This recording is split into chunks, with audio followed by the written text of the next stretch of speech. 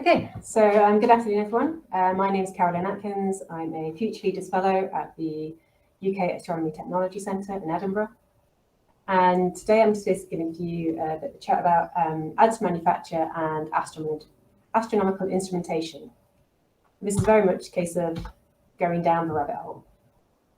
And what I mean by this is it's, the more you kind of go down this rabbit hole, the more kind of little tunnels that you find. So, for the general outline of my talk today, I'm going to talk about astronomy and basically the motivation. And with this, I'm going to assume that you don't know much about astronomy and about telescopes and instrumentation. So I'm going to basically cover that in a very basic way. And then I'm going to talk about how we've previously used additive manufacture to create mirrors. And so this is a potential application for astronomical telescopes. And finally, I'm going to give it a little bit of a summary of what I call the rabbit hole challenges. So kind of the challenges I see moving forward. So this can be kind of summarized as the why, the how, and the what next. So let's start with the astronomy. And I'm going to start this from the public's view, what I imagine that you imagine astronomy is all about. So the public's view, in my opinion, or what I imagine, is about pretty pictures. And to be fair, this is what I also got into astronomy for in the early days, is because of pretty pictures. And obviously all these telescopes, although they're quite aging, some of them now, do take remarkable images of different objects. And this can be multi-wavelength objects like this one, which is a good example. Here you've got like the white and the blue in the center, that's from an X-ray image, and then you've also got like the visible and I think the UV as well with that. And obviously this is all going to also this kind of very enigmatic kind of black hole feature as well, which was a discovery a few years ago. So that's what I imagine the public's view on astronomy is. So I kind of want to share with you a little bit about what the astronomers' view is this, and how I've approached this is very much looking at my colleagues' recent papers, not understanding anything they wrote, but picking a few images just to kind of show how they're kind of handling the data they get from these telescopes and instruments. So this is a study of infrared variable stars in an elliptical galaxy. As you can see, I wouldn't describe this as particularly as a pretty picture. It's more, obviously, a lot more statistics based. Here is an example of another of my colleagues looking this is a bit more of a picture. This is looking at a small globule feature in a much larger astronomical source. It's looking at different elements, different molecules in that area, and it's kind of tracking the different velocities of those. As again, a slightly prettier picture, but not great. And this is a final one. Again, this is another globule kind of feature, again, tracking these different chemical compositions and their velocity.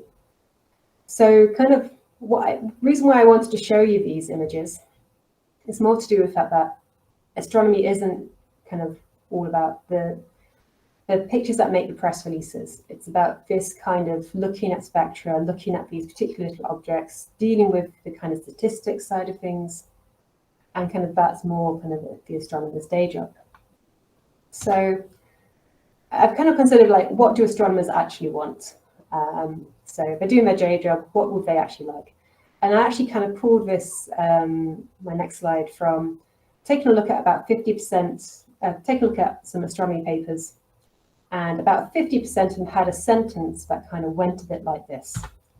So it says something like, future, and insert a telescope or instrument upgrade, will provide enhanced sensitivity, angular resolution, spectral resolution, or wavelength coverage, provide greater clarity on, insert whatever astronomical object they were discussing. And this is all very tongue-in-cheek, but it's kind of, it's just, it's a true fact that astronomers and, scientists in general want more data. And the way astronomers get more data is essentially more photons. So what do astronomers really want? More photons. That's essentially it. Or gravitational waves, or gravitational waves. And how this kind of comes together is they want a full electromagnetic spectrum, as much as they can, from gamma to radio. They want telescopes that collect even more photons, so bigger is always better in astronomy. And they want more sophisticated instruments to analyze those photons as well.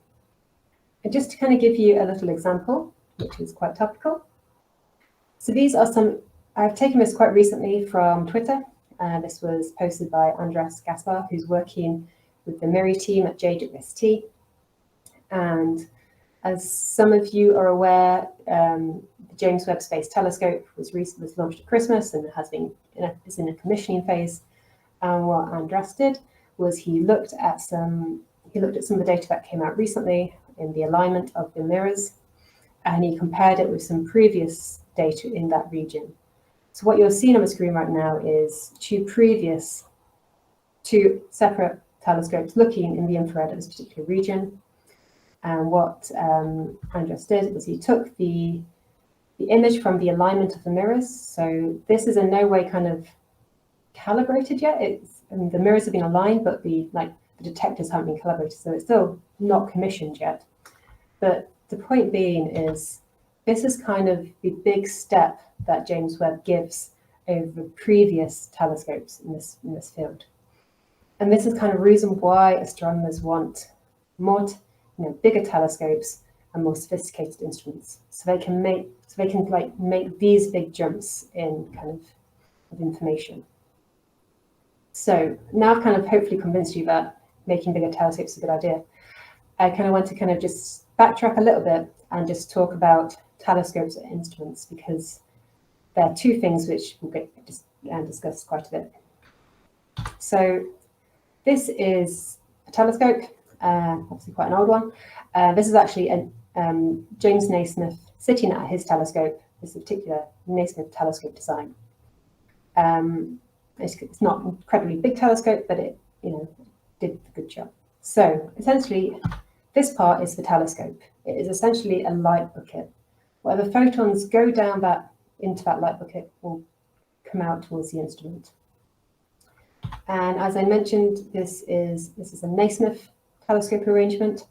So it has a primary mirror, a secondary mirror, and a tertiary mirror, and the light comes out the side. So this was actually named obviously after James Naismith.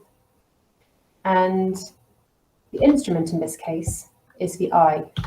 There's very much James Naismith looking at what's coming out of his telescope to kind of see what's there. And beyond the eye, he's recording this using pencil, actually pen and pencil. So actually James Naismith used to be an artist as well, so he actually combined two very good disciplines. So that's kind of like how you separate the telescope from the instrument, but let's kind of maybe think about something a bit more sophisticated than the eye.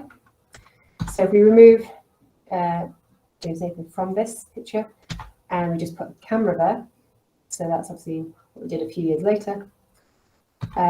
These are kind of, all of a sudden you can get good images which kind of are reproducing probably slightly more accurately the objects they are viewing.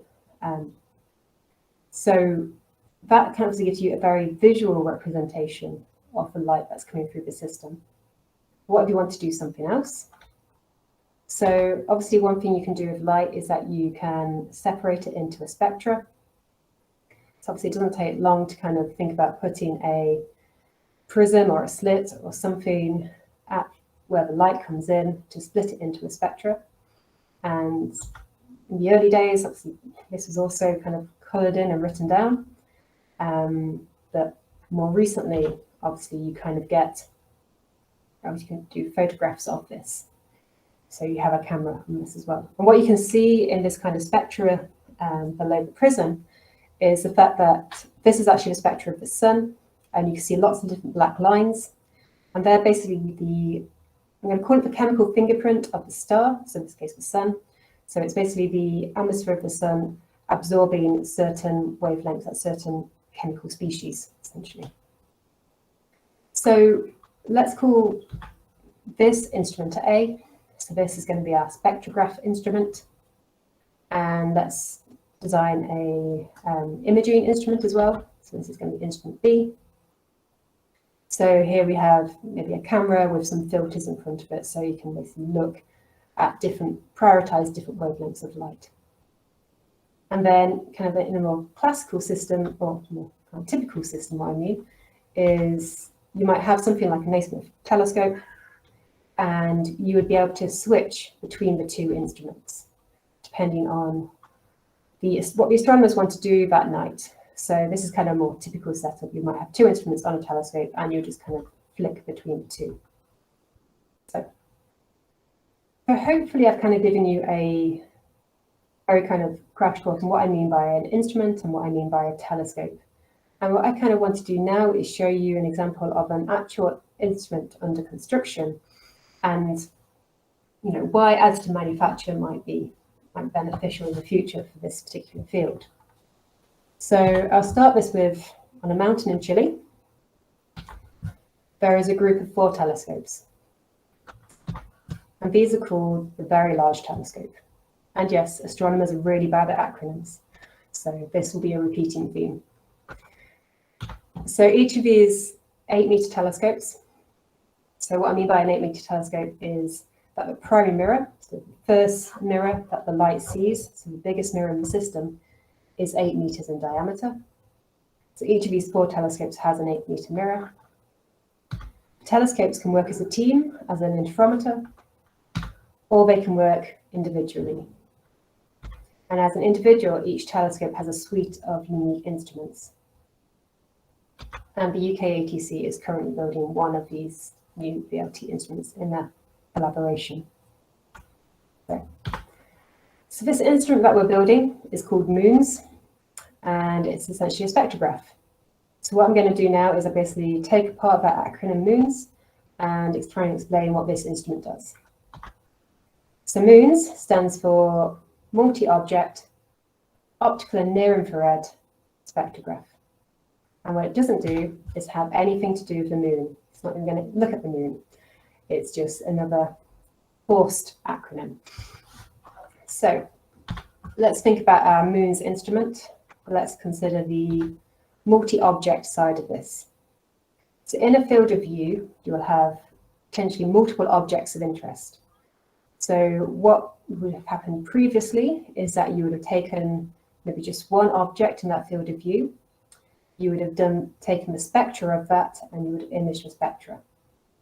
So what a multi-object does is it takes multiple objects from the field of view, and it takes a spectra of each of those and then places it on the detector. And for the MOONS, we're actually looking to do, it's not quite 1,000, it's 900 and something objects in a field of view. But the point is that's a lot of objects in a field of view. So that's a case of taking 900 spectra or so simultaneously. And just to kind of give you an idea of what I mean by field of view, or like focal plane. So this is the VLT, and so what you're seeing here is the Naismith kind of focal plane. So the instrument has been taken off in this case, and what they've done is they've placed a screen, and what they're doing is they're projecting the moon onto that screen. And so this is kind of where our instrument, the instrument MOONS, is going to fit. So it has that very large field of view in that focal plane. So basically we need to be able to get the light from that area into the fibers and then read into the spectrograph. So how we do that is we have an instrument that has essentially each of those little purple things you can see is a little arm that can rotate in 2 axes. And the end of that arm is a little fiber, and that fiber will collect the light from a given source and then feed that into the spectrograph.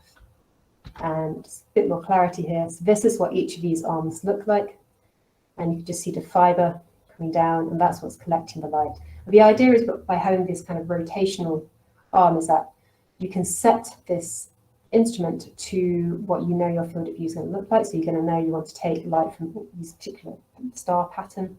So you can do that, and you can rearrange these arms to take that data.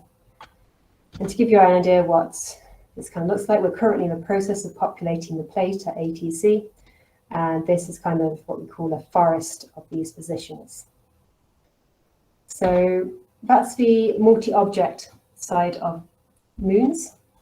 So let's look at this optical and near infrared side. So what does that mean?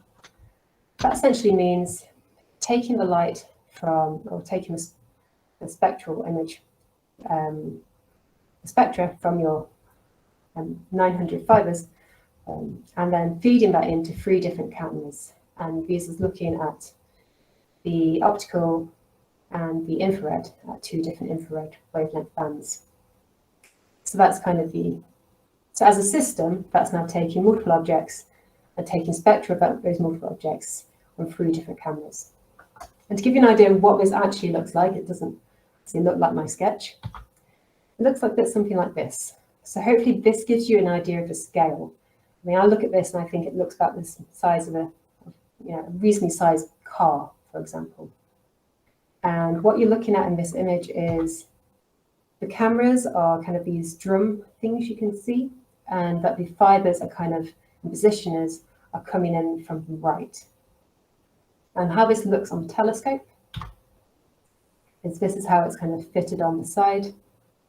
And what I kind of want you to take away from this image is the fact that there's a lot of metal in this image. There's a lot of weight and things are very heavy.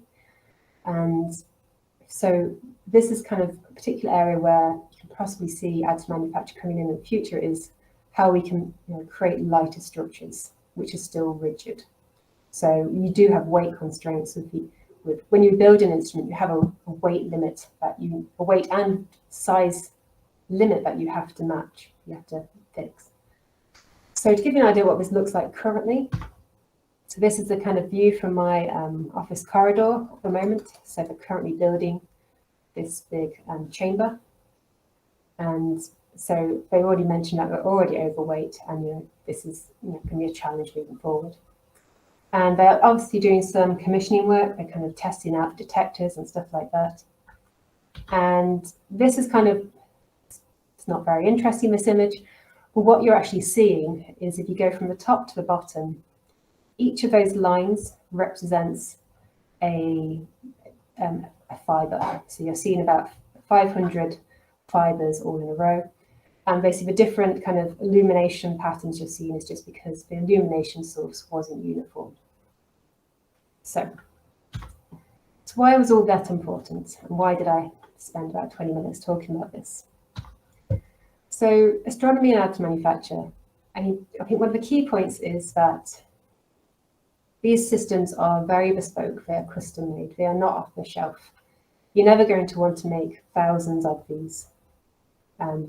So you're only going to want a low volume number of parts. And as I kind of mentioned earlier, there are weight restrictions. So there are weight limits to what you can attach to a telescope on the ground, but there's also weight limits to what you can launch into space.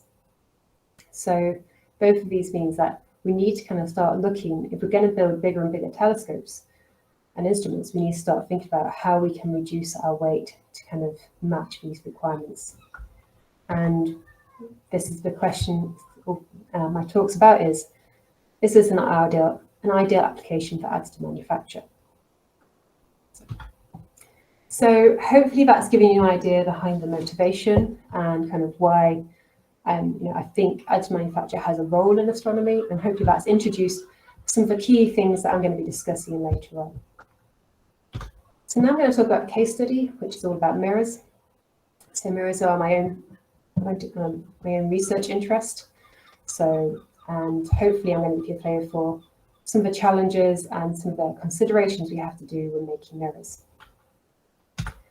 So what I'm going to do first is kind of break down what a telescope needs in terms of its mirrors, and then kind of describe some of those attributes. So mirrors and additive manufacture, they tend to be bespoke and custom, like instruments. Very much a telescope you design your telescope to do a particular function. So each telescope tends to be very unique. There's always going to be weight considerations. The larger your mirrors, the heavier they are and the more challenging they are to maneuver. So there's always going to be a weight issue with mirrors. But one of the big challenging factors is the precision surface. So you need your surface to be as precise as possible to reflect the light where it needs to go. And just to give you an example of this, I will describe JWST, and we'll consider the telescope mirror, which is just there. So there is only one JWST. You're not going to make multiple of these. So this is where you don't need a process which can make thousands. JWST needs to be launched into space, so it had to fit. The weight had to be within a certain limit so that it could be launched. And the mirrors needed to reflect the light accurately, so that all the light which kind of reached that prime mirror was reflected through the system and would reach the instruments. So let's talk about that precision surface. And what I'm going to talk about is to begin with, surface form error, or I might also term it figure error. So this is a telescope system. The light comes in, it hits the primary mirror, it gets reflected to the secondary, gets reflected again to the tertiary, and then it goes to either some more mirrors or some more optics or some instruments, or whatever you want to do.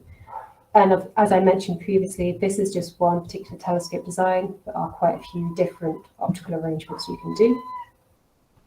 And this is a perfect mirror system. So this is what you get if all the surfaces were perfect to your optical design. In reality, the mirror is often going to be the wrong shape. And we call this form error or figure error.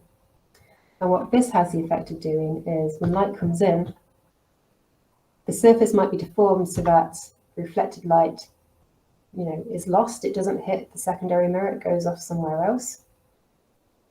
Or it might hit the secondary mirror in the wrong place, in which case this typically can create a blurry image. An excellent example of where this has happened previously is the Hubble Space Telescope. So this was launched in 1990, and this is kind of what the inside of that telescope looks like. And the primary mirror, which you can see highlighted in yellow in that schematic, was made incorrectly. So when they were kind of polishing and grinding this, it had the wrong optical profile, so it had form error in it. And the effect of this form error was to create something like this. It created a blurry image.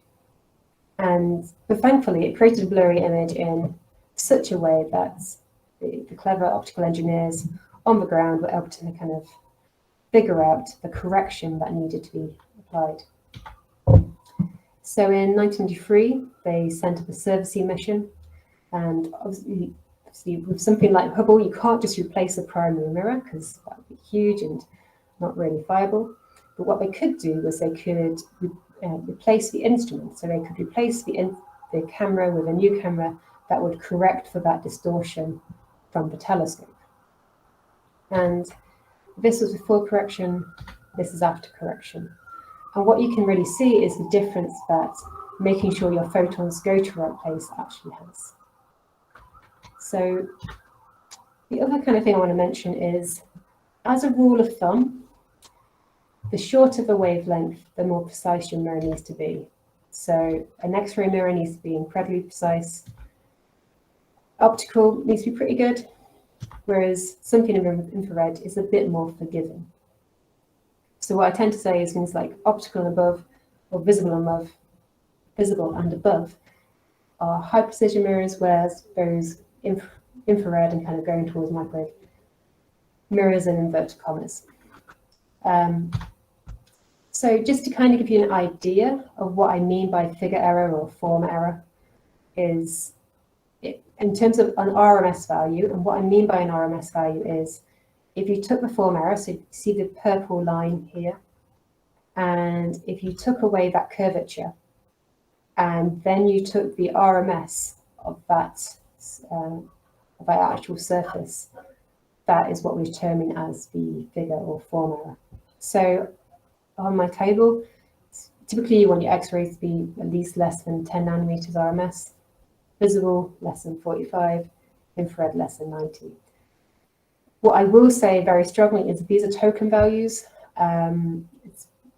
very much what you want your mirror to be depends on the application.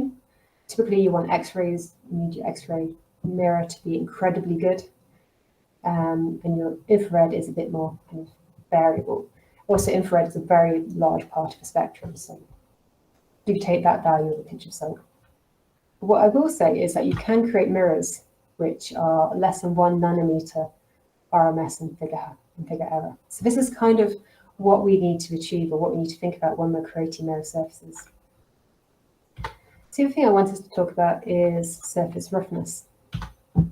So again, in our perfect system, if we introduce roughness to this system, then what this means is if it was perfectly smooth, when the light came in, it would be perfectly reflected 100%. And if you had a point source, like a star is a very good point source, the image you would see would be a cross-section of the image you would see is represented in that graph, where you'd have an intensity versus a size, and you'd see basically quite a nice Gaussian profile. It actually is more like it is an airy disk, so it is a little bit in the wings, but you see a nice profile like that of a point source. So if we introduce some roughness, what happens here is that a percentage of your light gets reflected and a percentage gets scattered. And the effect this has is that the peak will be lower, and you would have a lot more energy in the wings. And this is the effect of the scatter. And I will stress that my little sketch graph is definitely not to scale. But hopefully that gives you an idea of the effect of scattering has. It tends to dim it and kind of broaden the feature. So in terms of numbers, what does this mean? For an X-ray telescope or X-ray mirror, you want it, I've said less than a nanometer, but to be honest, less than 0.5 nanometers would be even better. Visible, less than 5 nanometers, infrared, less than 10. But as I say, these are very much token values, and it just depends on the application. But what I really want to kind of get you to think about is that the shorter the wavelength, the harder it is to make, and typically the more money it costs you to make it. So as kind of a summary to this kind of subsection, what I kind of want you to think about is making precision mirror surfaces is definitely non-trivial. It's kind of a challenging process. And the shorter the wavelength, the more difficult it is to make. And from an AM point of view, an additive manual point of view, if we kind of look at powder bed processes, which are creating metal mirrors, metal components, you're obviously going to need some post-processing to create your precision surface on that AM substrate. So now let's look at how we've started to look to do this. So if we kind of consider these kind of things, we're obviously going to be making something which is very bespoke, want something lightweight and something which is precise. So for this particular example, this was the design brief we had. We wanted to create a lightweight mirror using AM.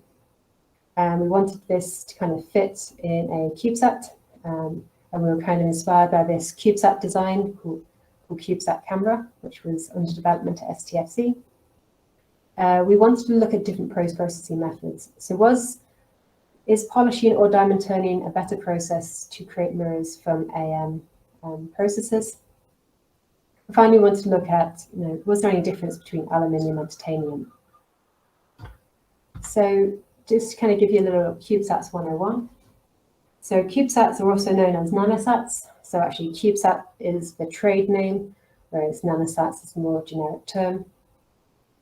So a 3U CubeSat is basically the size of a small shoebox. So it's 100 millimeters by 100 millimeters by 300. The advantage of these platforms is that they're very low cost. They allow rapid turnaround for proof of concept designs, but you can use them to do real science and collect real data. And they are being used for Earth observation, planetary science, and astronomy. So what we wanted a mirror that would fit within this CubeSat chassis. So this is kind of the design we had. It was based on that CubeSat camera. So we're going to make a mirror which was 84 millimeters in diameter, 18 millimeters deep. We'd have a spherical concave surface, and on the back we put some holes to remove powder, and we put a spigot so that we could machine it. So the idea was you wanted kind of an enclosed, wanted a lightweighted center, but it would be kind of an enclosed surface. So that was kind of our external design. So let's consider the lightweighting. So we decided early on that we wanted to build in the vertical orientation. And this was very much decided by some previous research we'd done, which kind of showed that but printing in the vertical actually gave very good surface roughness. So we thought that we would keep that again. So a previous aluminium part we'd made was printed in the vertical orientation, and it gave us 4 nanometers RMS in roughness. That was quite a good result. So that's why we chose vertical. We also wanted to make sure we had no internal supports.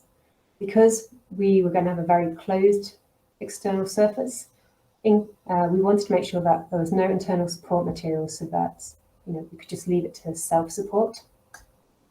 To do that, we basically made an ellipsoidal hollow, and we kind of did that so that the edges would be self-supporting.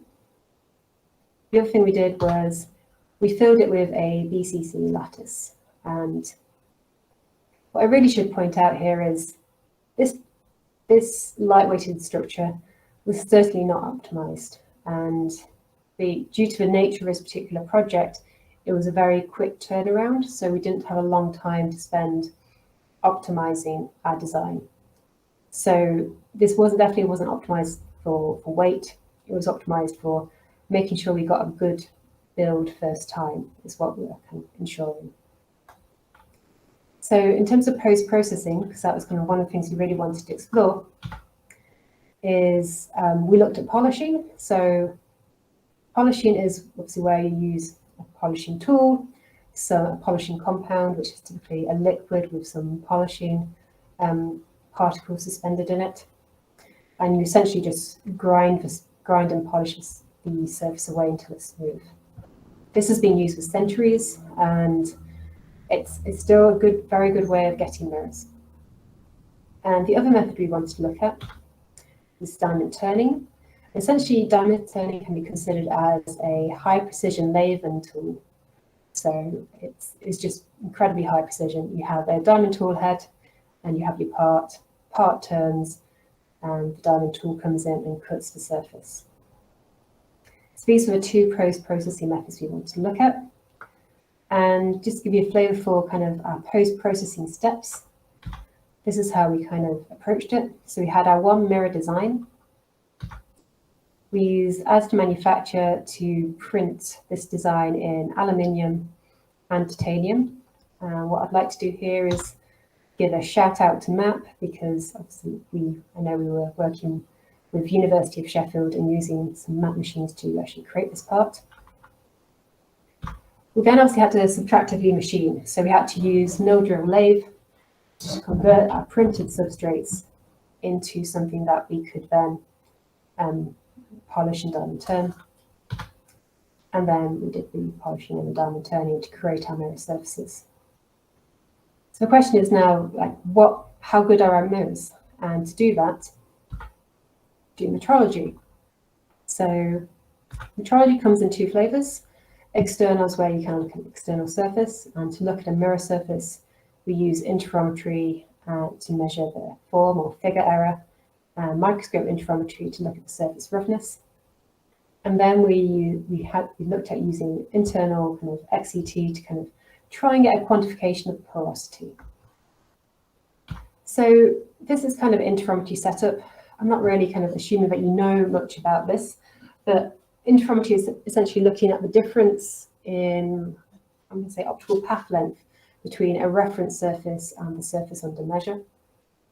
So what you're seeing is an interferometer will send out, in this case it's a laser sends out a beam of light. This example I have here, it's a spherical wavefront. It hits our mirror, which is also spherical.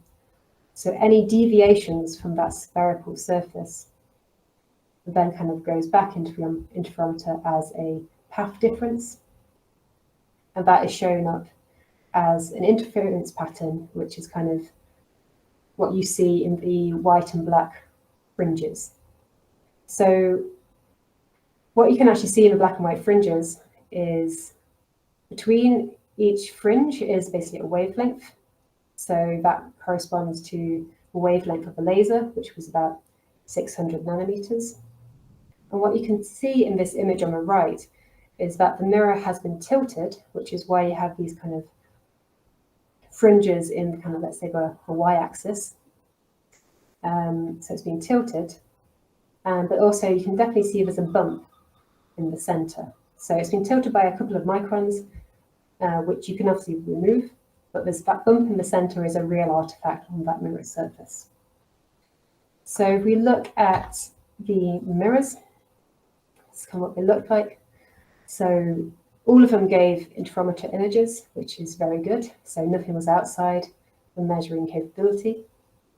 But there were some features that we can pick up on. So first thing is like the diamond tool marks. So what you can see here, basically these very circular kind of cuts which come up. And you see this in the aluminium.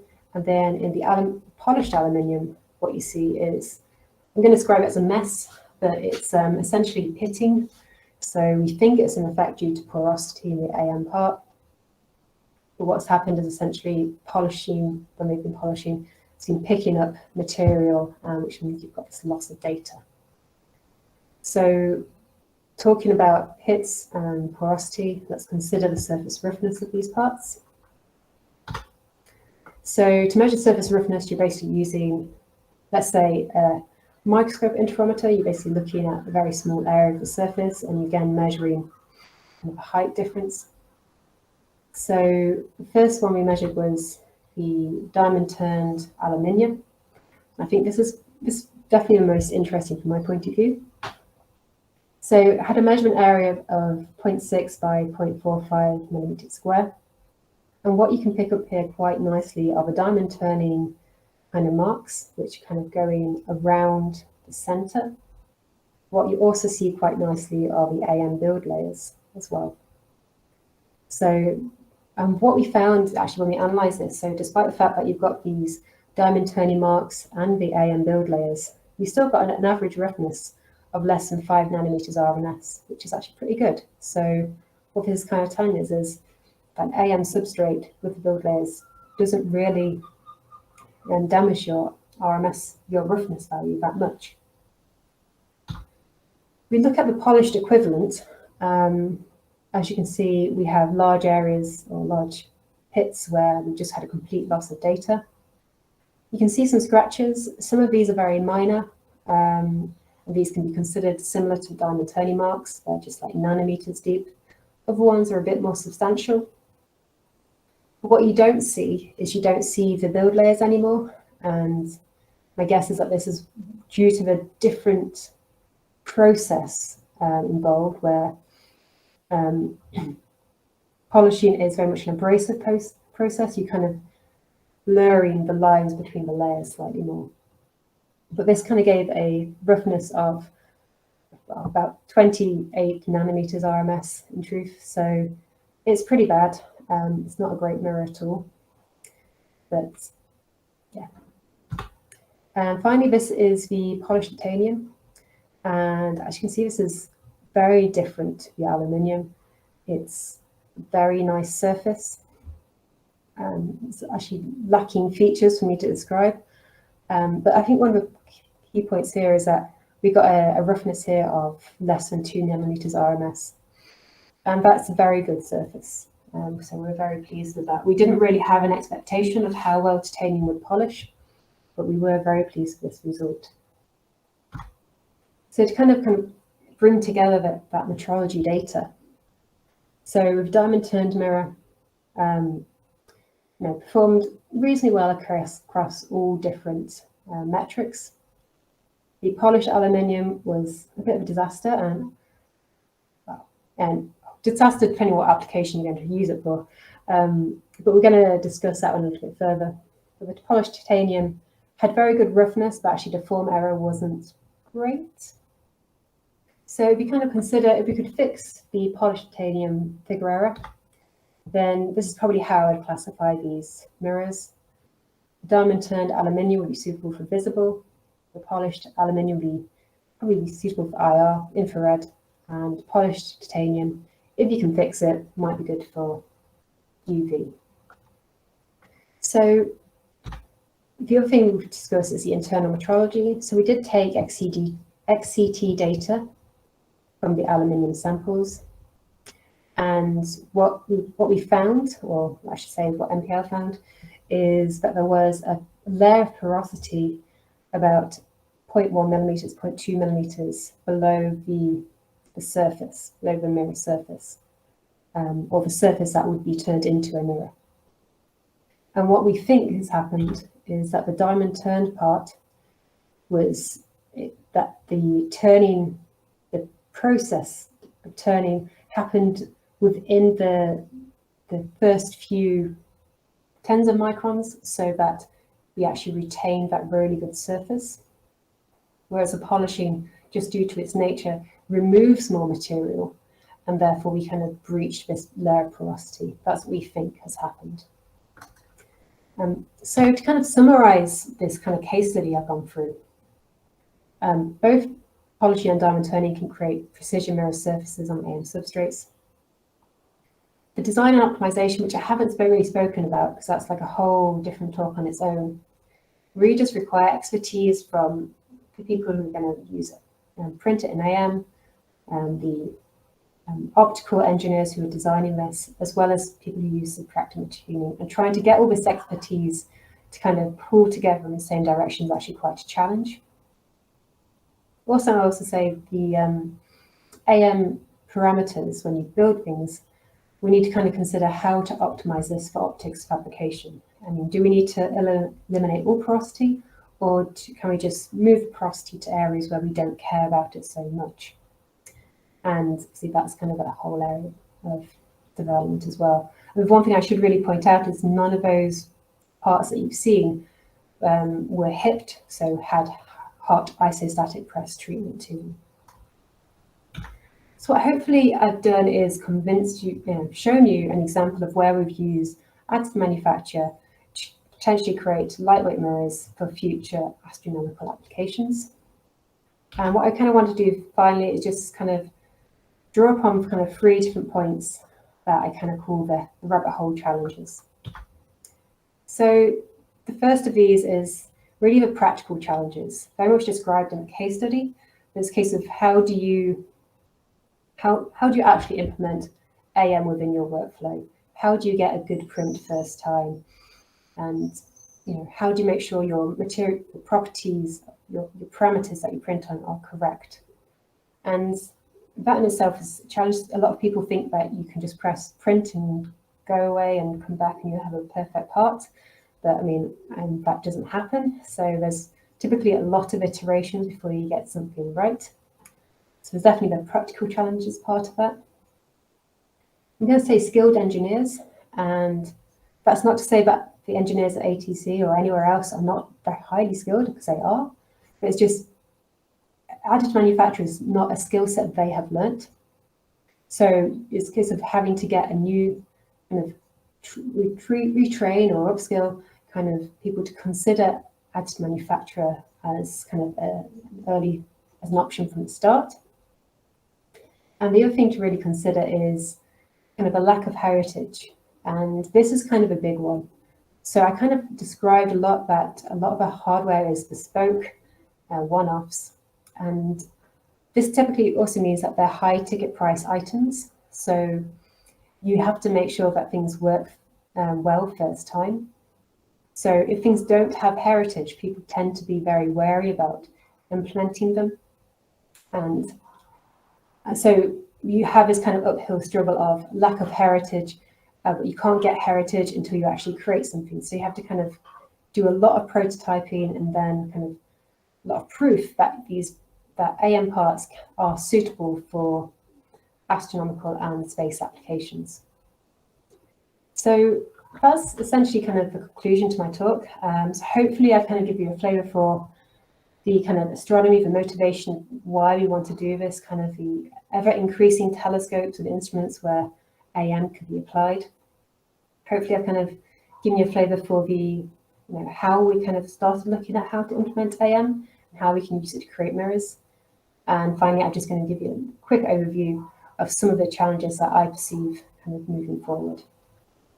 And with that, I would just like you to thank you for your attention and welcome any questions. Thank you, Carolyn. I have been attempting to keep up with the technology.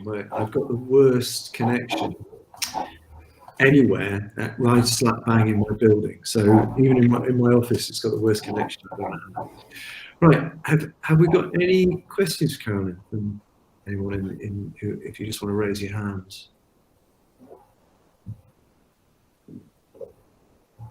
Everyone's shy. What do we start with, Carolyn? Which is, you're talking about the heritage there. In terms of the early, so the data that you've got so far, how useful is what you've got so far in changing people's minds? And do you think you'll get a first full application fairly soon? In terms of changing people's, I think what the early prototypes that we've kind of been working on and other groups have been working on demonstrate is that you can create a mirrored surface using AM, using it as you would do a bulk material, and that you can get very good surface quality. I think there's still a little bit of work to do to kind of tighten up issues like porosity. Porosity does scare people slightly, not just because it can create scatter, which is what we find, but also there is potential for outgassing. So if you're going to put an object in like a vacuum system, or perhaps it's going to go into space, and there's a potential for that gas to kind of travel out. People are very wary of that, so we kind of want to make sure that that is understood. So I think before anything goes into space or kind of on the ground and gets used repeatedly, I think there's a few of those kind of core fundamentals that needs to be tightened up. I don't think it's too far away. I mean, a CubeSat application, for example, they're a lot less stringent, so you can probably get something up there in the next 5-10 years or so. And I think arguably some commercial companies are already doing that. They've already kind of in-house developed their own AM process for space. Unfortunately, obviously, that's not something they want to share. But so I do see it kind of moving forward. And I think within the next 5 to 10 years, we'll see a lot more kind of these applications in the future. Okay.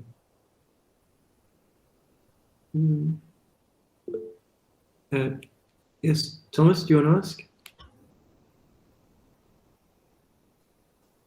So, do you want to ask the question, Thomas? Or should I ask it for you?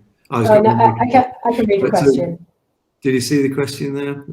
The question is, what do you think the prospects are for scaling up AM to make large mirrors for ground-based telescopes?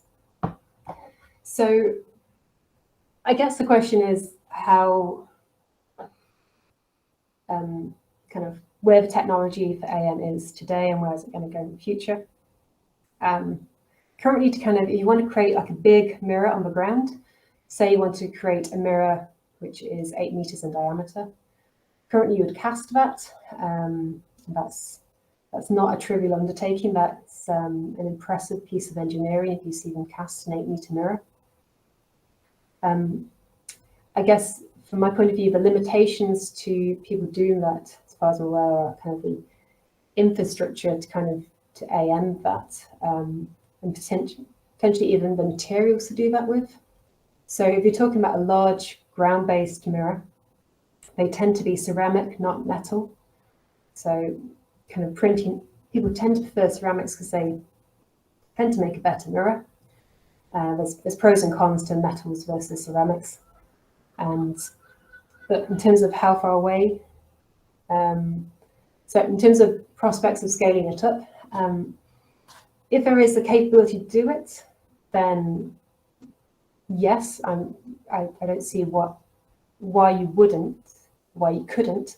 The question then becomes, are there alternative manufacture methods which would be more suitable?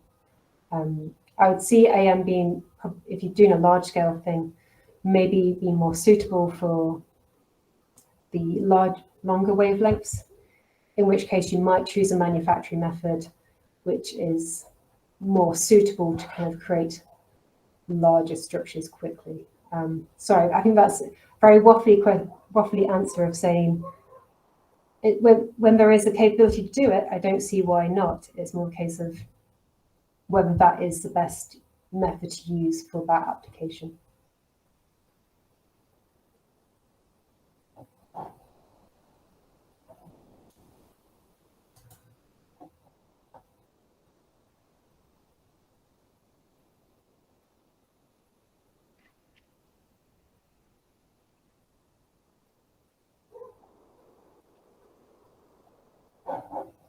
Hi there, Caroline. I had a question as well, if that's all right. Yeah, should go for it. I was just wondering about the kind of systems around the mirror and how applicable you thought AM might be to them. So I guess some of the mirrors might be actuated or some of them are supported by other structures. And I wondered if you thought that we might be better to pursue, or not better, but we might pursue those getting into space quicker. Absolutely. I'm going to have an industry placement student starting soon, who will be with me for a year, and they're going to be specifically looking at these other structures where AM could come in. So this particular one that the student's going to look at is a structure that actually holds three mirrors in position. And last year, the engineer who designed this structure conventionally said, if he had AM, it would have been much easier to kind of design a structure than the way he had to do it, because he had to create multiple interfaces that were all happily bolted together, which is all going to have different issues. But if he had AM, he could have done it in one go.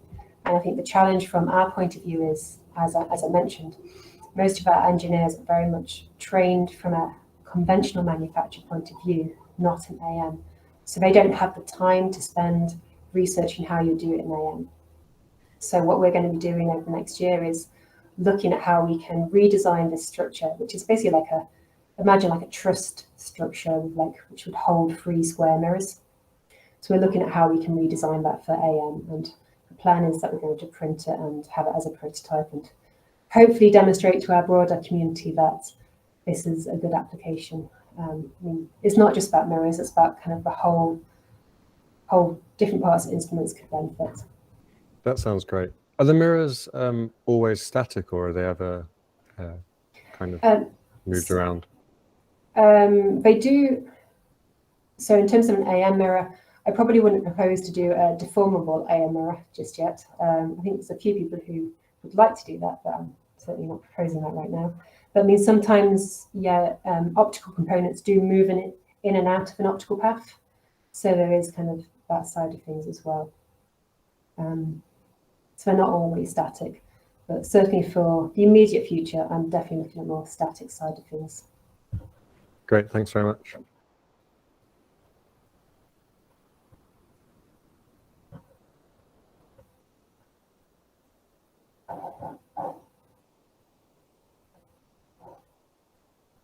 If there's no other questions, just say thank you very much, Carolyn. Has anyone got a hand up? Anyone else? No. Just to say thank you very much. That's really interesting, and it's been a really interesting project to watch the team be involved with. And I know that we've got a lot out of it, particularly recently when we've had the visits from Thailand and all of those things, which has been really interesting. So it's just a shame we didn't manage to get back out there ourselves. But, no, that was a shame, definitely. You know, but it's a great pleasure working with you and seeing what you're doing, and you know, we'd like to keep that going as long as we can. So thanks again for doing the talk. It's been really good.